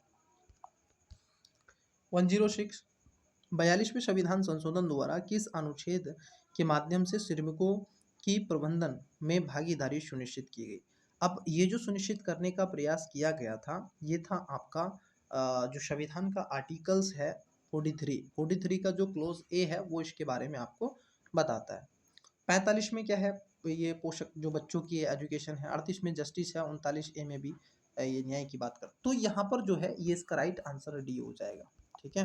43 का ए, 43 के भी में कोऑपरेटिव सोसाइटी जोड़ा गया था आपका किसके माध्यम से? 97वें संविधान संशोधन 2011 के माध्यम से। What is the legal nature of the preamble of Indian constitution? संविधान की प्रस्तावना का विधिक स्वरूप क्या है? यह लागू किया जा सकता है, यह लागू नहीं किया जा सकता, विशेष परिस्थिति में लागू किया जा सकता है, उपरोक्त में से कोई नहीं। देखो यदि कोई ऐसे कंडीशन टर्म हमारे सामने है तो यह लागू नहीं किया जा सकता है, ध्यान रखना। क्या है? इट इज़ नॉट इनफोर्सेबल, इसको कभी फोर्स नहीं कर सकते हैं, इसको लागू नहीं कर सकते हैं, ठीक है, तो ये ध्यान में रखना है। क्योंकि भावनाओं से जुड़ा हुआ पूरा संविधान है, तो उसमें से ये भी एक इसका पार्ट केशवानंद भारती बनाम केरलवाद में हुआ। भारतीय संविधान के अनुच्छेद 162 के शीर्ष के संबंध में निम्नलिखित में से कौन सा सही है? 162 के बारे में पूछा है। राज्य की कार्यपालिका की शक्ति, राज्यपाल के कार्य लेके लिए शर्तें, राज्यपाल की पदवी, राज्य की कार्यपालिका शक्ति का विस्तार, extension of executive power of state जो आपका आता है राज्य की कार्यपालिका की शक्ति का विस्तार करने के लिए आर्टिकल 162 की बात की जाती है। 109 निम्नलिखित में से किस मंदिर को विदर्भ के खजुराहो के रूप में जाना जाता है? अब देखो जो विद्रोह के मंदिर हुए हैं जिसको खुर्ज, ठीक है, क्या कहते हैं? खजुराहो के मंदिर, तो ये खास तौर पर क्या मिलेंगे आपको? कैलाश जो मंदिर है वो इसमें देखने के लिए आपको मिलता है। मार्कंडेश्वर मंदिर नहीं है, मनु देवी भी नहीं है, भीमा शंकर भी नहीं है, बल्कि कैलाश जो मंदिर है ये खजुराहो के रूप में इसको जाना जाता है। अब देखिए यहाँ पर तूफान है, ठीक है, हरिकेन जिसको हम कहते हैं, और उसके बारे में पूछा। सर्वाधिक प्रभावित क्षेत्र हैं जैसे जापान है, जेजू, दक्षिण कोरिया, चीन, ये सब हैं कहाँ कहाँ पर? चलिए एक एक करके बात करते हैं। 110 का हैरियन की बात कर लें तो हैरियन आपका कहाँ का है? बहामास, ये इससे प्रभावित हुआ था, ए का पहला। हेजी विश की बात कर लें, हेजी विश जो हुए थे ये जापान सा से, उसके बाद लेमिका की बात कर लें तो ये जेजू दक्षिण कोरिया, सॉरी चीन आ जाएगा। मिटांग जो है जेजू दक्षिण कोरिया। तो इसका जो राइट आंसर है वो है बी। क्या है? 1 4 2 3। इसका करेक्ट आंसर हो जाएगा ऑप्शन नंबर बी।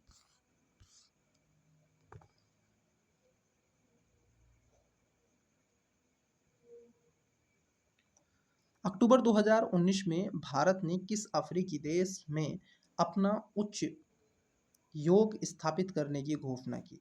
तो ये तो भाई उस समय का है, तो ये था शेरा लियोना। नेक्स्ट वो देखो, ये तो करंट अफेयर से था। नीति आयोग के अनुसार भारत में नवाचार सूचकांक 2019 में निम्नलिखित में से कौन सा राज्य शीर्ष स्थान पर है? अब देखो ये तो 2019 का है, किस स्थान पर है इसको स्किप कर दो, लेकिन ये ध्यान में रखना चाहिए इसमें मापा जाता है, आकलन जरूर किया जाता है, तो कर्नाटक हुआ करता था। बुकर प्राइज विजेता 2029 पुस्तक गर्ल्स विमेन अंडर के लेखक या लेखिका हैं? तो ये जो लेखक लेखिका बने हैं, अगर हम इनकी बात कर लें तो ये थे बर्नार्डिन बर्नाडीन इवारिस्तो। डी इसका राइट आंसर हो जाएगा। विश्व महिला एकल बैडमिंटन मुकाबले में भारत को पहला स्वर्ण पदक दिलाने के लिए पीवी सिंधु ने फाइनल मैच में किसको हराया?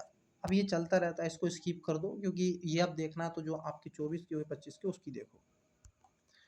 भारतीय प्रधानमंत्री नरेंद्र मोदी द्वारा हाल ही में भूटान के किस जल विद्युत परियोजना का उद्घाटन किया गया था? ये भी करंट से है, हाल ही में किया गया था। तो ये थे आपके मांगदेछू विद्युत परियोजना। जब से तो बहुत परिवर्तन हो चुका है भारतीय राजनीति में।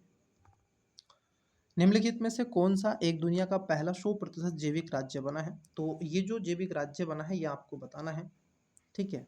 ये कमेंट्स करके आपको बताना है। 116 मतलब कि 116 का 116 का राइट आंसर आप कमेंट्स करेंगे।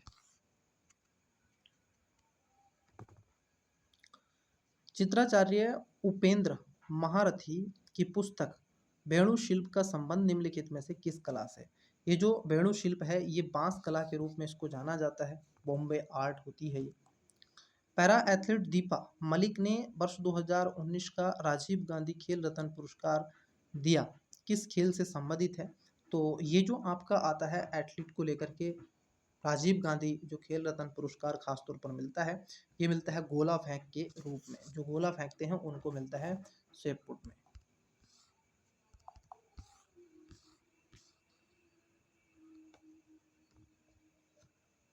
एक सौ उन्नीस, संयुक्त राष्ट्र जलवायु कार्यवाही सम्मेलन 2019 का आयोजन निम्नलिखित में से किस शहर में किया गया? अब ये सम्मेलन वगैरह वगैरह होते रहते हैं, न्यूयॉर्क में किया गया था। मानव आहार में पॉलिश किए हुए चावल के उपयोग से निम्नलिखित रोग होता है। अब देखो होता क्या है, जिसमें कई ऐसी कमी होती है, विटामिन बी की एक की कमी होती है, तो उसमें इसको खिलाया जाता है, ठीक है। जो आपका पॉलिश राइस होता है, तो ये वर्णता रोग को पैदा कर देता है, कलर ब्लाइंडनेस इसको कहते हैं। फिर आप कलर को सही से पहचान नहीं पाओगे, आप भेद नहीं कर पाओगे हरे और आप देखोगे डार्क ग्रीन में या फिर नॉर्मल ग्रीन, आप अंतर नहीं कर सकते। रेड और ग्रीन आपको समान भी लग सकता है। क्वेश्चन है आपका नेक्स्ट 121। यहाँ पर विटामिन है और उसके स्रोत है। तो देखिए मैं कहूँगा आपसे इसका राइट आंसर आप क्या करें, कमेंट्स करें। बहुत इजी है। विटामिन B6 क्या है, विटामिन B2 क्या है, विटामिन ई क्या है, विटामिन के क्या है, आप सभी जानते हैं। विटामिन ई कहाँ से आती है? गेहूं के अंकुर में आती है, अल्फा अल्फा। विटामिन के है ना, धान की खेती थोड़ा ही नहीं आ जाएगी विटामिन B2। तो ये आपको बताना है 121 का करेक्ट आंसर। या हम उम्मीद करके चलते हैं कि आप इसका राइट आंसर दोगे।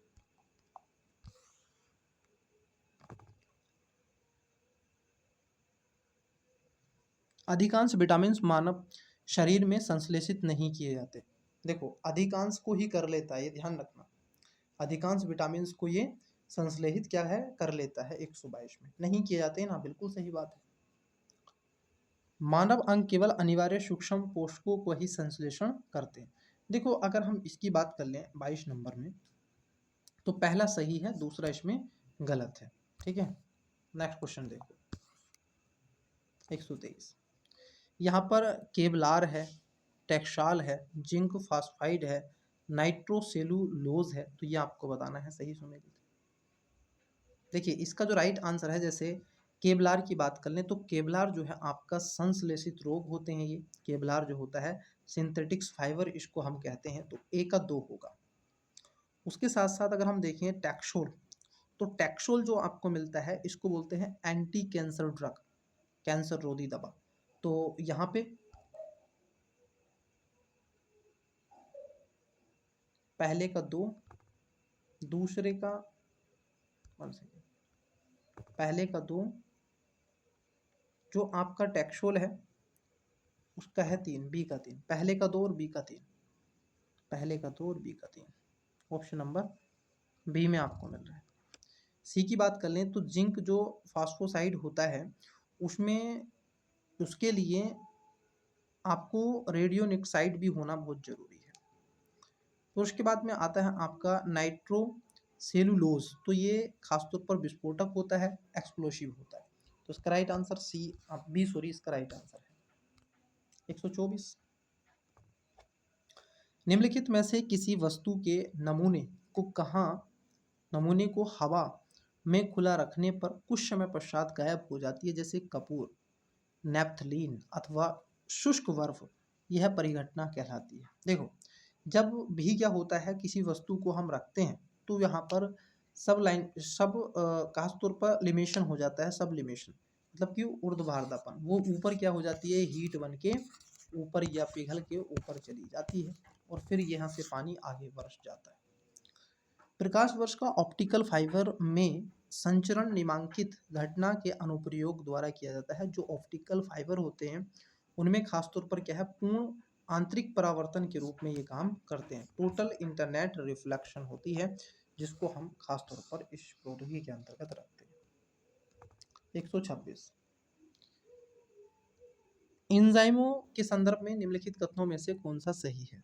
वे जैव उत्प्रेरक होते हैं। एंजाइम जो होते हैं वो जैव प्रेरक के रूप में इनको जाना जाता है, डाइट के रूप में भी लेते हैं। वे शरीर में उसी स्थान पर अपना कार्य करते हैं जहां वे उत्पादित होते हैं।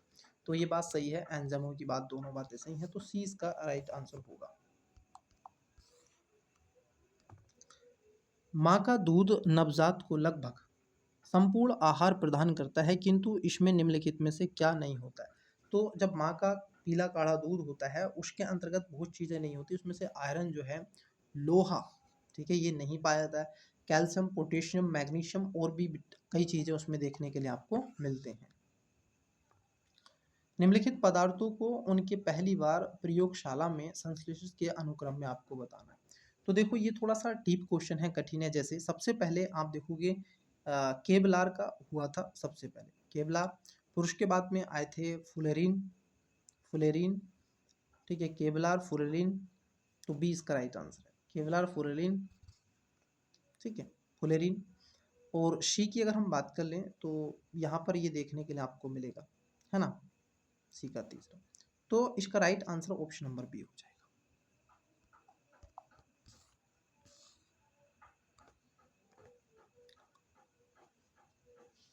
बिब्लियोमेट्री क्या है, बिब्लियोमेट्री। अब ये क्या है ये आपको बताना है। तो ये खासतौर पर क्या है, एक सूचना प्रबंधन उपकरण है, इंफॉर्मेशन मैनेजमेंट टूल कहा जाता है बिब्लियोमेट्री। ऑप्शन नंबर क्या है,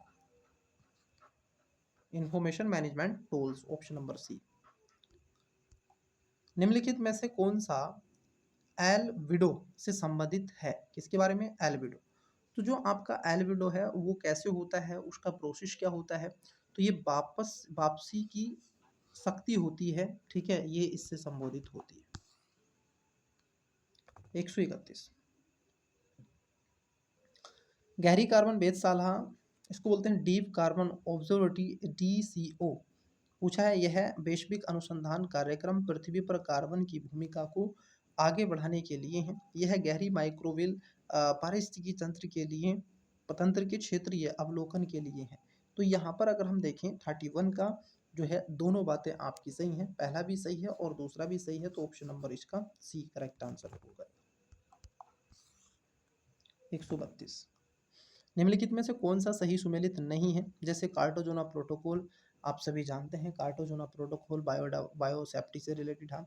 स्टॉकहोम सम्मेलन अनवर जैविक जो प्रदूषक था।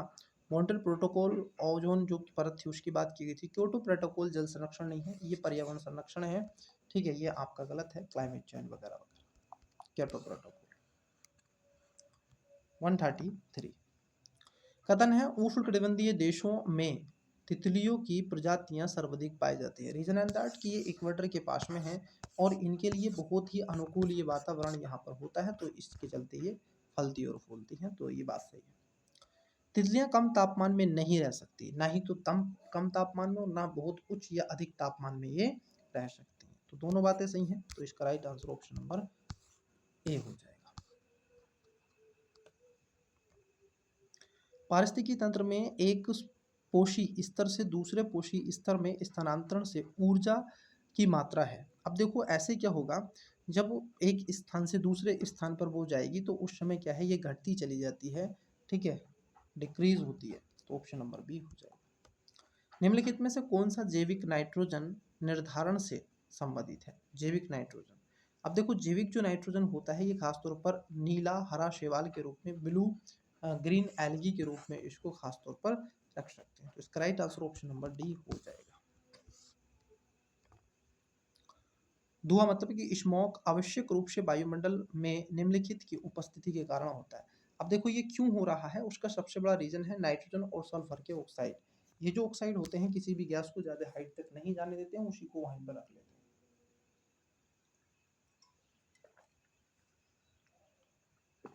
तो इसका राइट आंसर डी हो जाएगा। 137 निम्नलिखित क्षेत्रों में से किसमें दुर्लभ उपलब्धि के लिए वैश्विक 500 पुरस्कार दिया जाता है? अब 500 पुरस्कार किसको दिया जाता है, इसका रीजन क्या है? ये पर्यावरण संरक्षण को बढ़ावा देने के लिए, इन्वायरमेंट कंजर्वेशन को सशक्त करने के लिए ये खासतौर पर अवार्ड दिया जाता है। श्याम विवर होता है, अब देखो श्याम विवर जो होता है ये कब देखने को मिलेगा, जब टिमटमा टिमट गया तारे को हम क्या कहते हैं, श्याम विवर होता कहते हैं। श्याम विवर होल होता है ये, ठीक है, ब्लैक होल जिसको हम कहते हैं। तो ये क्या है, सिमट गया एक तारा होता है जो खासतौर पर देखने के लिए मिलता है। भारत में सबसे अधिक जैव विविधता संपन्न क्षेत्र है, जहाँ पर सबसे अधिक मात्रा में आपको जैव विविधता देखने को मिलेगी। सबसे ज़्यादा जैव विविधता आपको मिलती है पश्चिमी घाट के रीजन में, जो आपका वेस्टर्न घाट है, इस क्षेत्र में ठीक ठाक मात्रा में आपको बायोडाइवर्सिटी देखने के लिए मिलती है, तो option number see it is right now. निम्नलिखित में से कौन सा भारत में सतत विकास लक्ष्यों के क्रियान्वयन के लिए एक नया मतलब कि नोडल है? अब देखो सस्टेनेबल डेवलपमेंट्स को बढ़ावा देने के लिए इन लक्ष्यों के क्रियान्वयन के लिए जो बनाया गया वो नीति आयोग है। क्या है? नीति आयोग। ऑप्शन नंबर सी इसका करेक्ट आंसर है। 141 अब यहाँ पर कालानुक्रम में आपको बताना है लघु उद्योगों के बिना, जैसे नायक समिति है, आबिद हुसैन समिति है, एस कोहली समिति है, कार्वे समिति है।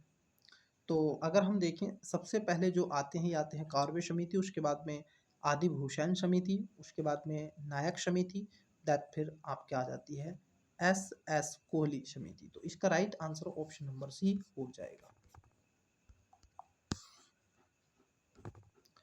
कार्यक्रम है और प्रारंभ वर्ष है, जैसे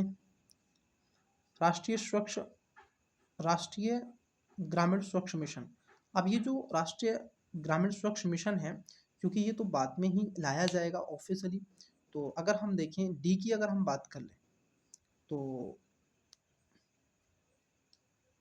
डी की अगर हम बात कर लें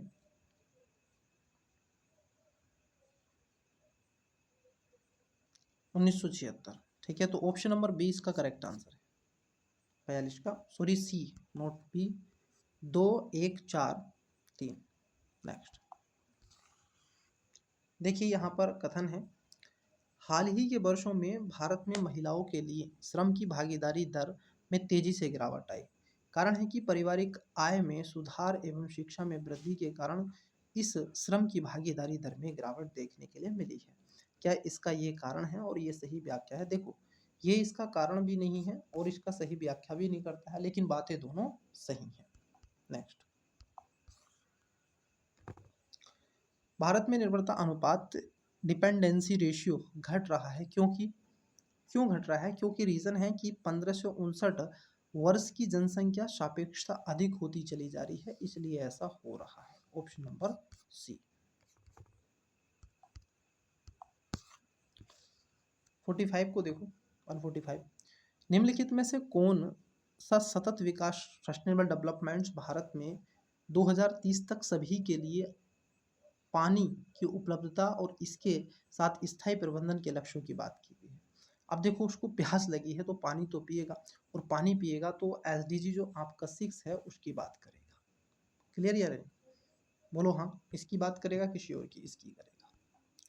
समृद्धि की सीमा की अवधारणा का प्रतिपादन किसके द्वारा किया गया था?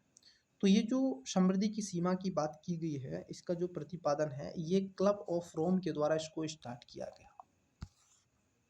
147, वर्ष के अधिकांश हिस्से में बेरोजगार रहने वाले व्यक्तियों की संख्या को कहा जाता है। अब देखो, जो व्यक्तियों को रोजगार नहीं मिल रहा है वो सामान्य है, मतलब कि एक तरीके से सामान्य स्थिति है बेरोजगारों की, यूजुअल स्टेटस अनएम्प्लॉयमेंट। ठीक है। नेक्स्ट, कॉरपोरेट सामाजिक उत्तरदायित्व CSR के संदर्भ में कथनों पर विचार करें। कॉरपोरेट सोशल रिस्पॉन्सिबिलिटी, पहला है कंपनी एक्ट 2014 ने CSR को अनिवार्य बना दिया। तो उस समय तो चीज़ें एकदम नहीं हुई थी कि ऐसा कुछ हो, गलत है। इसके अंतर्गत आने वाली कंपनियों को अपने वार्षिक शुद्ध लाभ का 1% CSR गतिविधि में व्यय करना होगा। तो ये बात क्या है आपकी? गलत है, दोनों गलत है, तो डी इसका राइट आंसर है। नेक्स्ट, जीवन की भौतिक गुणवत्ता सूचकांक मतलब कि PQLI, इसको बोलते हैं physical quality of life index, PQLI। इसको कौन डेवलप करता है? तो इसको डेवलप करता है मॉरिस डी मॉरिस। ठीक है। भारत का वैश्विक सूचकांक मतलब कि अगर हम देखें HGI, इसको बोलते हैं ग्लोबल हंगर इंडेक्स। भारत का वैश्विक भूख सूचकांक की स्थापना 2017 में की गई थी, तो इसका स्थान आपसे पूछा गया तो ये था 100। अभी वर्तमान में जो अगर हम देखें ग्लोबल हंगर इंडेक्स जो आता है, इसमें लगभग 180 कंट्री हैं, 180 या 89, और ये किसके द्वारा जारी किया जाता है? तो उस संस्था का नाम आपको बताना है। ठीक है। और भारत का स्थान 2024 में 25 में अगर हम देखें तो वो है 131वां। तो इसका राइट आंसर क्या है? 100। ठीक है। चलिए, तो प्यारे स्टूडेंट्स, प्यारे विद्यार्थीगण, आज की क्लास आपकी कंप्लीट होती है। और ये जो क्लास है ये टेस्ट नंबर 9 हमारा 19 जो है कंप्लीट हो गया। हमने 2019 का पेपर, 2020, 2021, 2022, 2023 लगभग 5 से 6 वर्ष तक के क्वेश्चन पेपर मैंने आपसे डिस्कस कर लिए हैं जीएस के। अब जो हमारा सेशन होगा वो सीसेट वाले क्वेश्चन को हम कवर करने का प्रयास करेंगे। तो क्लास में आपको कंटिन्यूअसली जुड़े रहना है। चैनल को अभी सब्सक्राइब नहीं किया है तो कर लो, वीडियो को लाइक भी कर दो, दोस्तों के साथ में शेयर भी कर दो। Best of luck, bye.